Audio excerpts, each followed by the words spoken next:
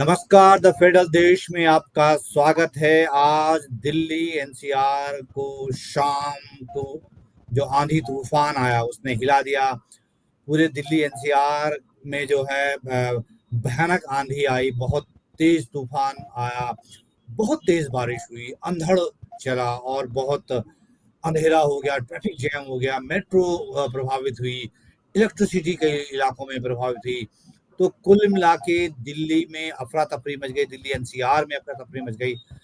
उस समय की कुछ तस्वीरें मैं आपको दिखाने जा रहा हूँ ताकि एक अंदाज़ा आ जाए कि किस तरह यहाँ पे केवल एक ही फ्रेम आपको नजर आ रहा होगा, लेकिन ऐसी आंधी और बारिश मैंने कम से कम 20-25 साल में नहीं देखी है। आप यकीन हो सकता है कि आपको यकीन ना हो, लेकिन यदि कोई बीच सड़क पर रास्ते में फंसा हुआ है तो उसके उड़ने की भी संभावना हो सकती है। मतलब वो अपने आप को संभाल ही नहीं सकता है, हर तरफ केवल शो, जैसे ऐसे लग रहा है। तो ये हमारे सहयोगी ललित राय जी मेरे साथ जुड़े हैं। उन्होंने वीडियो दिखाया, तो ये वीडियो मैंने अपने कैमरे में कैद किया करीब 2 घंटे पहले, 2 ढाई घंटे पहले हो गए हैं। तब जो है पूरी धूल भरी आंधी आँखों में आ रही थी, धूल भरी आंधी चल रही थी, तो कुछ दिखाई नहीं दे रहा था और लाइटें वगैरह एकदम जो है बंद हो गई। अभी ये उससे थोड़ा सा पहले की है जब लाइटें चली गई, पूरा धूप अंधेरा छा गया। रोड पे जो है जो लोग जहाँ थे वहाँ फंसे रह गए और इतनी तेज आंधी चली कि जो खासकर जो टू व्हीलर वाले लोग थे वो जो है साइड हो गए, किनारे हो गए ताकि कोई हादसा होने न पाए, उससे बच जाएं। तो कुल मिला के बहुत भयानक अनुभव रहा शाम का आज दिल्ली एनसीआर वालों का। ललित ने उस दौर का वो वीडियो कैप्चर भी किया यार। उस समय जो है जब चीजें बहुत अनहड़ मचा हुआ था। तो ललित क्या देखा, क्या चीजें आपने महसूस की?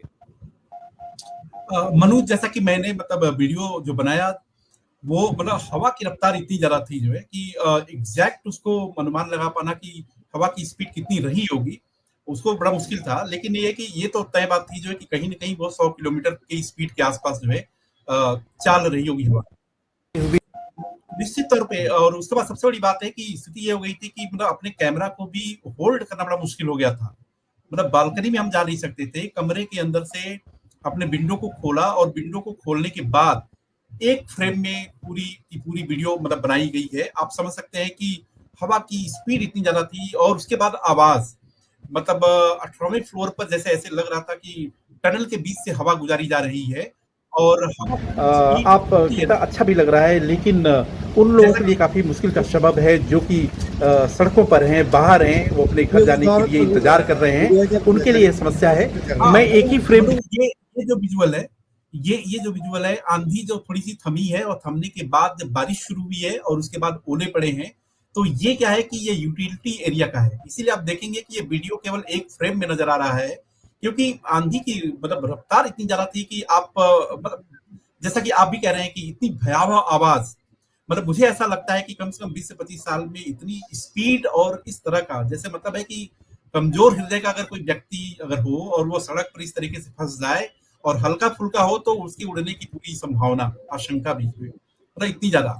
और हवा की स्पीड इतनी, उसकी आवाज इतनी भयावह कि उसको सुन करके आदमी डर जाएगा। जैसे फिल्मों में फिल्मांकन किया जाता है और आप देखते हैं कि तकनीक की मदद से उस तरह की आवाज, हवा की आवाज निकाली जाती है, मतलब उस तरह की स्थिति थी।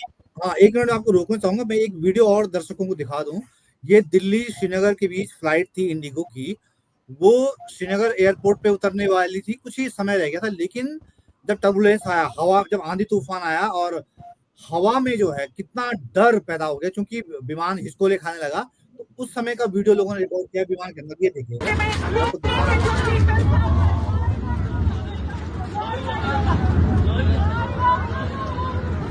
ये उस समय का वीडियो है जो इंडिगो की फ्लाइट है दिल्ली से शाम करीब 6:30 बजे इमरजेंसी बहुत लोग जो है दुआएं करने लगे थे, ट्रेन के प्रार्थनाएं करने लगे थे।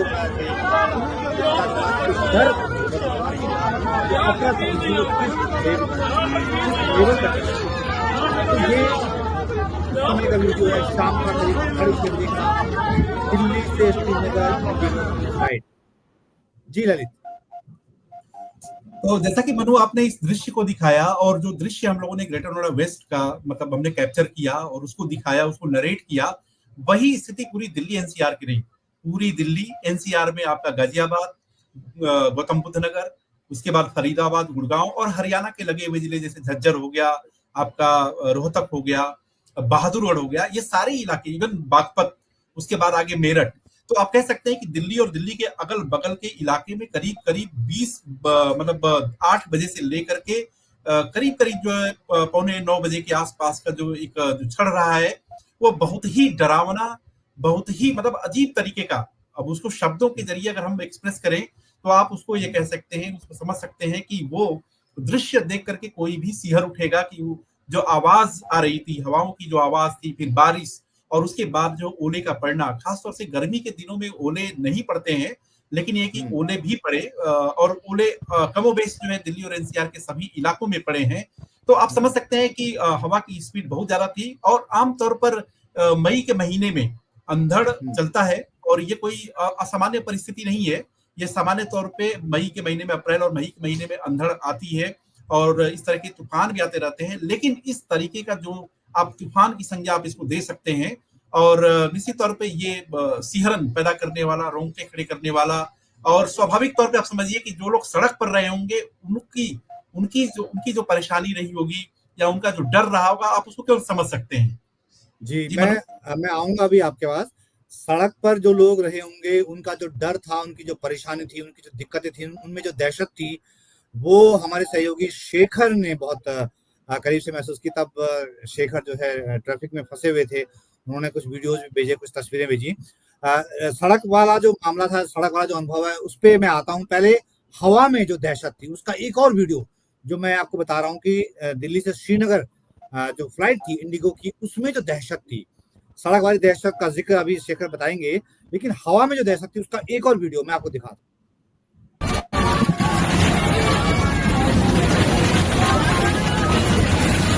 शायद का दूसरा वीडियो जो दिल्ली से श्रीनगर देखिए, कितने लोग ऐसे लग रहा था, ऐसा लगा था कि बहुत सामने खड़ी है।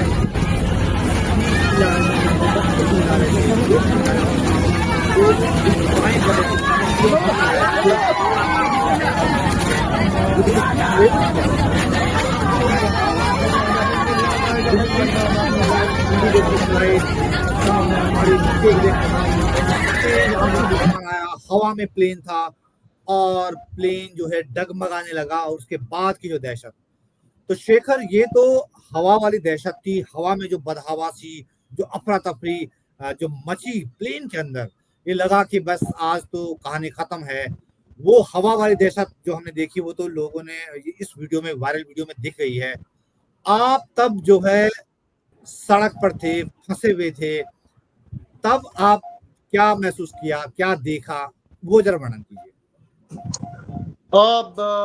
मनु जी, बिल्कुल भी अंदेशा नहीं था कि इस तरीके का, हमें इस तरीके के मौसम का सामना करना पड़ेगा, क्योंकि कोई मौसम विभाग की तरह इस तरह का कोई अलर्ट भी जारी नहीं किया गया था कि जिसके लिए लोग अलर्ट रह सके और घर में अपने सुरक्षित तरीके से लोग सामान्य तरीके से आ जा रहे थे। शाम तक बढ़िया मौसम था, बढ़िया तो क्या करें, गर्मी से लोग परेशान थे।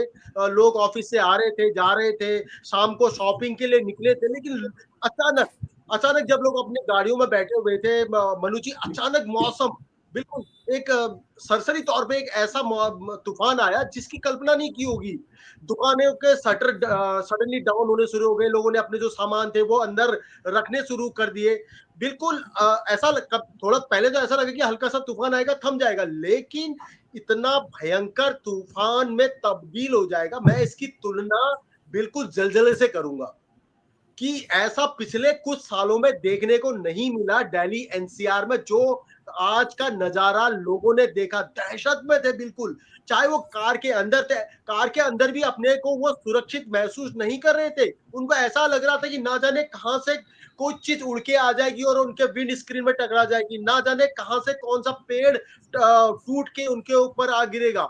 बिल्कुल भी सुरक्षित महसूस नहीं कर रहे थे। जिस जिन कई लोगों को तो मनु जी मैंने ये देखा गाड़ियां छोड़कर उन्होंने शॉपिंग सेंटर और किसी पक्के स्थान पे शरण ले ली, क्योंकि इस तरह का। और उसके बाद जो फिर लंबा जाम का देखने को मिला, लोग घंटों जाम में फंसे रहे, खासकर क्योंकि मैं ग्रेटर नोएडा में रहता हूँ मनु जी। तो जो दिल्ली से जो नोएडा और को ग्रेटर नोएडा जोड़ती है, नोएडा ग्रेटर नोएडा एक्सप्रेस में, उसमें लोग एक एक घंटे तक फंसे रहे। और हो सकता है कि ये जो टाइमिंग है ये ज्यादा भी हो सकती है। इतना भयंकर मौसम, इतना बेहद मतलब आशंकित, लोगों को भयभीत कर देने वाला नजारा बिल्कुल पिछले कुछ समय में नहीं देखा गया था। मुझे हल्का सा याद है 2017 या 18 की ऐसी ही मई के मौसम में ऐसी तूफान आया था, लेकिन तब मौसम विभाग ने 2-3 दिन पहले ही अलर्ट जारी कर दिया था। और हाँ, मैं रोक ये शेखर जब नोएडा ग्रेटर नोएडा हाईवे में एक्सप्रेसवे में चल रहे थे उस समय, ये उन्होंने उस समय ये फोटो हमें भेजी थी और हमने उसे जो है द फेडरल देश में शेयर किया। तो ये जाम की स्थिति थी और ये लोग जहां के तहां फंसे हुए थे, इसी का जिक्र शेखर कर रहे थे। हाँ शेखर। हाँ बिल्कुल। तो लोगों का ये था कि आलम अब वहां पर लोगों को ये भी आशंका थी, जिनके गाड़ियों में आप समझ सकते हैं, जिनके गाड़ियों में कम पेट्रोल बचा होगा, उनके लिए क्या होगी कि कितनी देर, क्योंकि बिना एसी के काम नहीं चल रहा था कार के अंदर बैठने में। खिड़की खोलें तो अंधड़ और तूफान और तेज बारिश का सामना करना पड़ रहा था, ओले भी पड़ने लगे थे बीच में।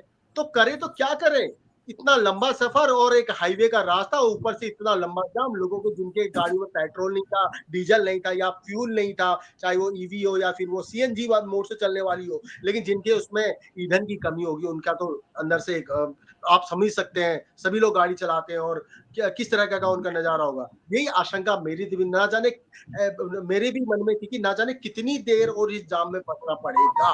लेकिन हाँ जी शेखर, मैं आऊंगा आपके पास। आपने जो दहशत बताई रोड की, उस समय का एक वीडियो हमारे सहयोगी अभिषेक रावत भी हमारे साथ जुड़ गए हैं। अभिषेक लगातार हमें अपडेट कर रहे थे कि कैसे दिल्ली के मेट्रो के हाल है। दिल्ली मेट्रो जो है कई कई जगह ठप हो गई थी, कई जगह बिजली आपूर्ति ठप हो गई थी।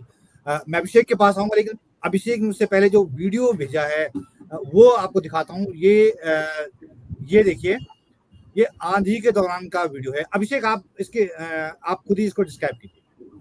हाँ बिल्कुल मनु, ये जो वीडियो है ये हमें भी जो है हमारे दर्शकों ने ही भेजा है, और ये एक्सप्रेसवे का वीडियो है। ग्रेटर नोएडा और नोएडा का जो एक्सप्रेसवे है, ये जो वीडियो था ये ग्रेटर नोएडा का था। और यहाँ पर जो साइनेज बोर्ड है आप देख रहे हैं वो किस तरीके से गिरा हुआ है, और इस वजह से जो सड़क बाधित हुई है तो ट्रैफिक जैम भी हुआ है। गनीमत ये रही है कि इस इतने हैवी साइनेज बोर्ड के नीचे कोई आया नहीं, ना ही कोई वाहन क्षतिग्रस्त हुआ है और ना ही कोई व्यक्ति जो है चोटिल हुआ है, तो ये गनीमत रही है। लेकिन आप अगर अभी हमारे पास धीरे धीरे ऐसे कई दृश्य सामने आए हैं, कहीं पे पेड़ गिरा हुआ है, कहीं पे बिजली के तार गिर गए हैं, बिजली का खंभा गिर गया है। एक अभी और मुझे मयूरविहार फेज 3 से भी वीडियो आया हुआ है, जिसमें बिजली के जो पोल है उसके ऊपर जो है स्पार्किंग बहुत ज्यादा हो रही है। तो और मैं बता दूं आपको कि मनु, आज जो है पूरा यमुना पार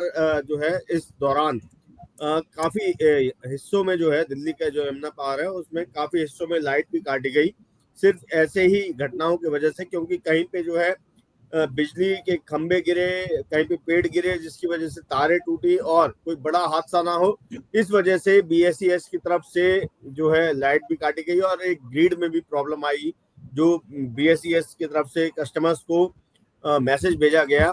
और आप मान लीजिए कि ये बिजली रिस्टोर होने में जो है 1.5 से 2 घंटे का समय लगा है। जो मेट्रो का वाकया आप बता रहे हैं, तो मैं उस समय खुद पिंक लाइन में ही सफर कर रहा था। आपको बता दें कि जो कृष्णनगर मेट्रो स्टेशन मतलब प्रीत विहार से मान के चलिए, ये जैसे कृष्णनगर जो मेट्रो स्टेशन है, जब आंधी तूफान बहुत ज्यादा तेज था, मैं उस समय उसी मेट्रो में था। तो वहां से लेकर और मौजपुर तक का जो स्टेशन है, वहां पर सफर करने में आपको अमूमन 12 से 15 मिनट लगते हैं। लेकिन उस समय पे कोई ऐसा ग्लिच आया या फिर पटरी के ऊपर कोई ऐसा फॉरेन ऑब्जेक्ट आके गिरा होगा, जिसकी वजह से जो है ट्रेन रुक रुक के चल रही थी। एक एक स्टेशन पे अगर वैसे देखा जाए तो 30 सेकंड का हॉल्ट होता है, लेकिन एक एक स्टेशन पे 5-5 मिनट भी रोकी गई मेट्रो, और उससे ज़्यादा भी समय लगा। तो आप लगा लीजिए वहाँ से और मौजपुर तक का जो सफ़र है वो 20 से 25 मिनट में जाके कंप्लीट हुआ। और उसके बाद मेट्रो की तरफ से भी मैसेज आया, और ये जो खराबी थी उसके बारे में मेट्रो की तरफ से बताया गया है। और यहाँ पर आपको बता दें कि अभी भी जो है जो ब्लू लाइन है, और एक मैं आपको मेट्रो की तरफ से जो जानकारी है वो भी देना चाहूँगा कि अभी भी 2 लाइनें ऐसी हैं जहाँ पर समस्या अब भी बनी हुई है मेट्रो की। और वहाँ पर जैसे विश्वविद्यालय से समय पर बादली का जो स्ट्रेच है येलो लाइन पे, वहाँ पर सिर्फ अभी सिंगल लाइन पे ही मेट्रो आ जा रही है। और ऐसे रेड लाइन पे दिलशाद गार्डन से लेकर गाजियाबाद न्यू बस अड्डा जो मेट्रो स्टेशन है उसके बीच में जो है वहाँ पर सिंगल लाइन काम कर रही है। तो आपको मैं बता दूं कि ये समस्या हर जगह अभी है, और अचानक से इतनी तेज गति से जो तूफान आया तो कोई उस सिचुएशन को कंट्रोल नहीं कर पाया। रही बात मौसम विभाग की, जैसे अभी शेखर बोल रहे थे, तो मौसम विभाग ने हाँ ये है कि आंधी तूफान की तो कोई अलर्ट जारी नहीं किया था, लेकिन बारिश का 2 अलर्ट दिन था। पहले बारिश का एक अलर्ट था कि हफ्ते में आएगी। लेकिन जिस तरीके से आज थंडर स्टॉर्म और हेल स्टॉर्म यानी कि जोर से जो बारिश आई है और कई जगहों पे ओले भी गिरे हैं, तो वो सारी चीजें आप देखिए कि यहाँ देखने को मिली है। हाँ, तो दिल्ली की जो लाइफ लाइन है मेट्रो, वो जो है प्रभावित हुई है। दिल्ली में इलेक्ट्रिसिटी, दिल्ली एनसीआर में इलेक्ट्रिसिटी गायब हो गई और बहुत अफरा तफरी फैल गई, और जो तस्वीरें हमें दिखाई उससे एक अंदाजा आप लगा सकते हैं। तो ये हाल दिल्ली का था। दिल्ली में मैं लौटूंगा कि दिल्ली की हम लोगों की तैयारी कितनी है दिल्ली एनसीआर की, ऐसे मौके पे, ऐसे जब ऐसी आकस्मिक चीजें हो जाती हैं। उससे पहले जो मैं एक वीडियो आपको दिखा रहा था दिल्ली से श्रीनगर वाला, उसका एक तीसरा वीडियो, एक और वीडियो मैं आपको दिखा रहा हूँ कि हवा में, ये हम जमीन की बातें कर रहे हैं लेकिन हवा में किस तरह की बदहवासी थी, वो एक वीडियो और है, ये देखिए।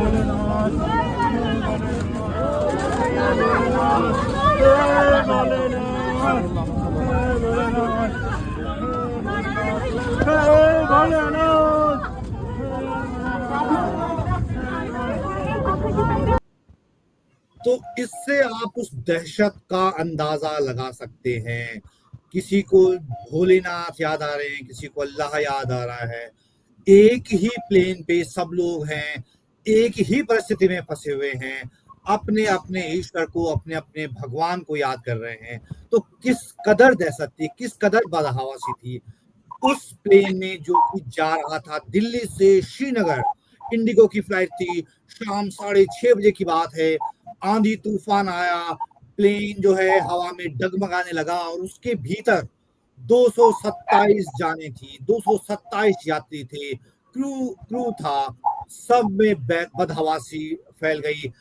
गनीमत ये रही कि क्रू मेंबर्स ने बहुत सूझबूझ दिखाई, सभी लोगों की जान सलामत है, सब लोग सुरक्षित श्रीनगर हवाई अड्डे पे उतारे गए, सुरक्षित उतारे गए।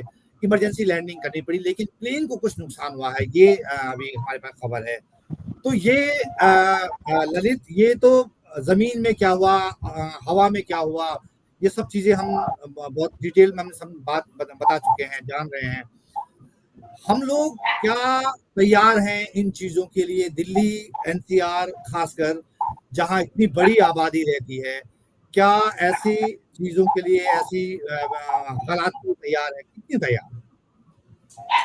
मनु देखिए, सबसे बड़ी बात है कि जो प्राकृतिक जो आपदा है, प्राकृतिक आपदा को आप रोक नहीं सकते, उसको आप कुछ हद तक नियंत्रित कर सकते हैं। तो जैसे ये घटना घटी, आंधी तूफान और उसके बाद जो बारिश और ओले, और जिस तरीके से लोगों में बार बार प्लेन का भी दिखा रहे हैं, सड़क का भी दिखा रहे हैं कि बदहवासी भी थी, लोग अपने अपने इसको याद भी कर रहे थे कि किसी तरीके से जान बचे, मतलब इस तरह के भाव थे। तो स्वाभाविक तौर पे है कि हर वो व्यक्ति जब इस तरह की मुश्किल परिस्थितियों में फंसता है तब उसको अनुभव होता है कि एग्जैक्टली प्रॉब्लम की सीवियरिटी क्या है, उसकी ग्रेविटी क्या है।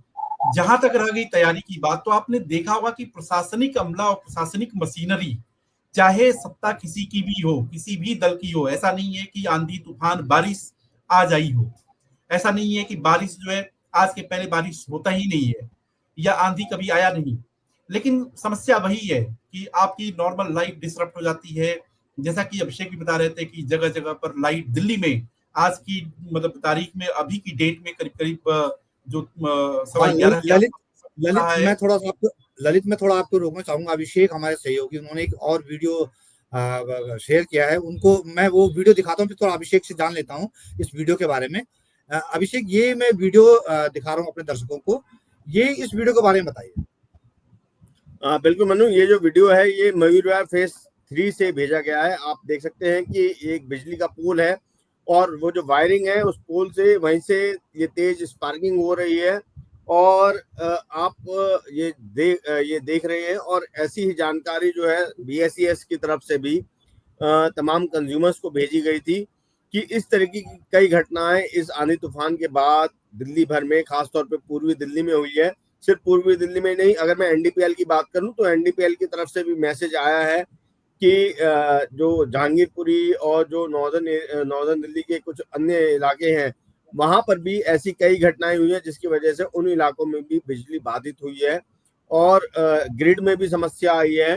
तो ये अचानक से जो इतना तेज आंधी तूफान आया और साथ में ओले भी पड़े हैं, जिसकी वजह से प्राकृतिक तौर पर नुकसान काफी हुआ है, चाहे हम पेड़ पौधों की बात करें या फिर इस आंधी तूफान की वजह से जो बिजली के खंभे हैं या कुछ अन्य सामान हैं वो भी जैसे कुछ जगहों पे घरों के छज्जे रेलिंग भी गिर रहे हैं और कुछ जगहों पे कुछ लोग चोटिल भी हुए हैं। कहीं पे गनीमत रही है कि कोई नुकसान ऐसा नहीं हुआ है। लेकिन हाँ, ये आप मान के चलिए कि 15 से 20 मिनट का जो ये आंधी तूफान रहा, इस 15 से 20 मिनट में लगभग दिल्ली NCR में, और जानकारी ये भी है कि इस तरीके का तूफान अगर हम वेस्टर्न यूपी में देखें, मथुरा तक भी ऐसी जानकारी आ रही है कि वहां पर भी इस तरीके का आंधी तूफान आया है। लेकिन प्रॉपर जानकारी उसके बाद मिलेगा। अब जो है सुबह हमें कई और जानकारी मिलेगी कि दिल्ली और NCR में कितना नुकसान हुआ है।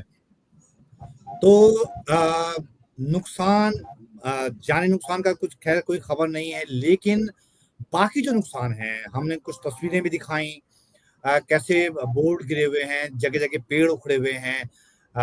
दिल्ली की चूंकि मेट्रो लाइन प्रभावित हुई है, अभिषेक ने हमें खबर दी कि मेट्रो पटरी पे कुछ चीजें गिर गई थी, तो उस वजह से जो है वो प्रभावित हुई है, मेट्रो प्रभावित हुई है।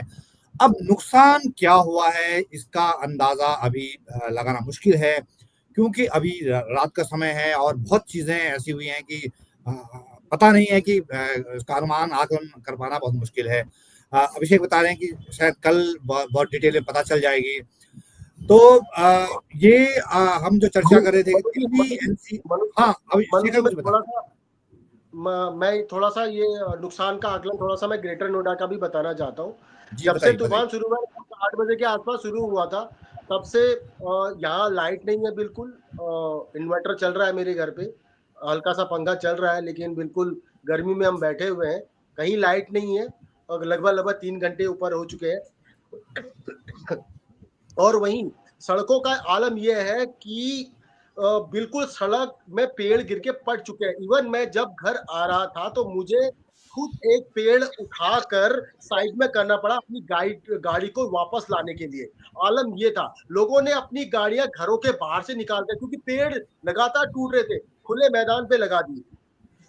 और उसके बाद जो फिर जो अंधेर और फिर बारिश हुई, उसने तो फिर जो मुश्किलात थी वो और ज्यादा बढ़ा दी। तो वैसे जैसे कि अभिषेक जी ने बोला कि नुकसान का आकलन तो अब धीरे धीरे पता चलेगा जैसे जैसे दिक्कतें आनी शुरू होगी। लेकिन ग्रेटर नोएडा जो एक मास्टर प्लान से बना था, सारी जो वायरिंग्स है, जो इलेक्ट्रिसिटी है, अंडरग्राउंड है, उसके बावजूद भी जब यहाँ का हाल है तो आप समझ सकते हैं दिल्ली NCR के और इलाकों का क्या हाल होगा। पता नहीं वो अब वहां कब बिजली आएगी, वहां की जो हाई टेंशन लाइनें हैं या फिर जो खंबे हैं वो उखड़ के गिर चुके होंगे। तो नुकसान का आकलन तो अब धीरे धीरे पता चल पाएगा और कितने हजार करोड़ रुपए का नुकसान इस दिल्ली NCR को झेलना पड़ा है वो अब कल तक ही पता चलेगा। शेखर, आपने जो बात कही उसमें मैं ललित का एक आखिरी कमेंट लेना चाहूंगा। शेखर बता रहे हैं ललित की जो नियोजित तरीके से बनाया गया सबसे नया शहर है ग्रेटर नोएडा, बहुत नियोजित तरीके से बसाया गया शहर है। वहाँ ये हाल है कि वहाँ बिजली नहीं है।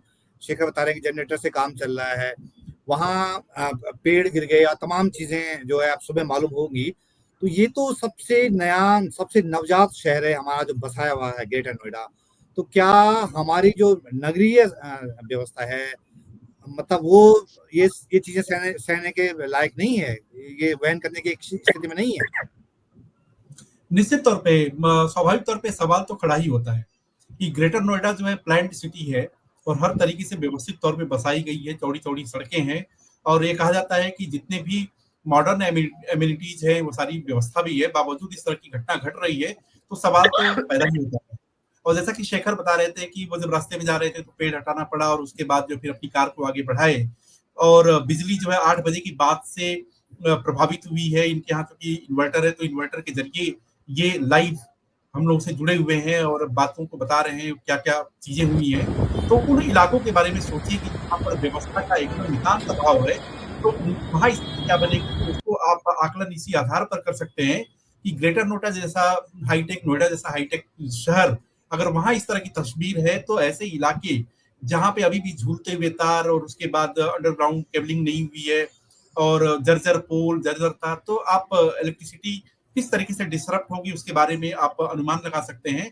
और सबसे बड़ी चीज है कि जो इमरजेंसी जो इवैक्यूएशन जो सिस्टम है उसको लेकर के, जबकि अगर देखा जाए तो पहले की अपेक्षा में एनडीआरएफ और एसडीआरएफ ये सारी चीजें बनाई गई हैं वो एक्टिवेट भी हो जाती हैं, लेकिन निश्चित तौर पे सवाल तो खड़ा ही होता है कि जब इस तरफ से एक नुकसान होता है तो कहीं ना कहीं टाउन प्लानिंग पे भी सवाल होता है। है इसको मतलब अपने आप को संभाल पाना बहुत ही मुश्किल है और चमक भी है और गर्जना भी है, सब कुछ हो। इस तस्वीर से आप अंदाजा लगा सकते हैं कि खासतौर से आप केवल अनुभव करिए कि अगर खुले जगह पर हम लोग अगर खुद खड़े होते तो फिर क्या हमारे मन के अंदर भाव होता। ये भाव तो तब है जब कमरे के अंदर से खिड़की को खोल करके वीडियो बनाया गया है, एक फ्रेम में ही बन पाया है क्योंकि हवा की रफ्तार इतनी ज्यादा जो है कि मोबाइल को भी जो है होल्ड करना मुश्किल हो रहा था। तो आप समझ सकते हैं कि वो एक ट्रॉमेटिक है, वो बहुत ही मतलब टेरिफिक है, हॉरिफिक है और मतलब केवल आप अनुभव कर सकते हैं। और निश्चित तौर पे ये सवाल तो है और ऐसा नहीं है कि आंधी तूफान जो है आज पहली बार ये हुआ है, इससे पहले भी करीब करीब 20 दिन पहले सुबह का वक्त था जो है करीब करीब सूरज उगने वाला था, उदय हो रहा था क्षितिज पे और उसके बाद जो है जैसे काले बादल आ गए और उसके बाद ऐसा लगा जो है कि सुबह न होकर के खूब अंधेरा छा गया है। वो भी बहुत डरावनी तस्वीर थी, महज 20 दिन पहले की बात है और 20 दिन के बाद ये है। तो चूंकि मौसम पर आप बस आपका नहीं है, कंट्रोल नहीं है, हाँ आप उसको नियंत्रित कर सकते हैं और वो हमारे आपके और प्लानर के हाथ में है, लेकिन दुर्भाग्य ये है कि वो चीज जमीन पर नदारद नजर आती है। जी बोलो। तो वो चीजें जमीन पर नदारद हैं। आपदा के समय हमारी क्या तैयारियां हैं, आपदा के समय हमारा सिस्टम कैसे सरेंडर कर जाता है, ये इसकी झलक आज भी हमने देखी है। तो सभी द फेडरल देश के सभी साथियों, ललित राय गाजियाबाद से, अभिषेक रावत पूर्वी दिल्ली से, शेखर ग्रेटर नोएडा से और मैं मनु पवार ग्रेटर नोएडा वेस्ट से, आप सब लोग जुड़े रहे, इसके लिए आपको बहुत बहुत धन्यवाद। और आप लगातार द फेडरल देश के साथ जुड़े रहिएगा, चैनल को सब्सक्राइब कीजिएगा और बेल आइकन पर जरूर क्लिक करें ताकि हर नई खबर, नई वीडियो सबसे पहले इसकी नोटिफिकेशन आप तक जरूर पहुंच जाए। तो हमसे जुड़ने के लिए बहुत बहुत धन्यवाद और सभी सहयोगियों का बहुत धन्यवाद, बहुत शुक्रिया। Thank you Manu, thank you.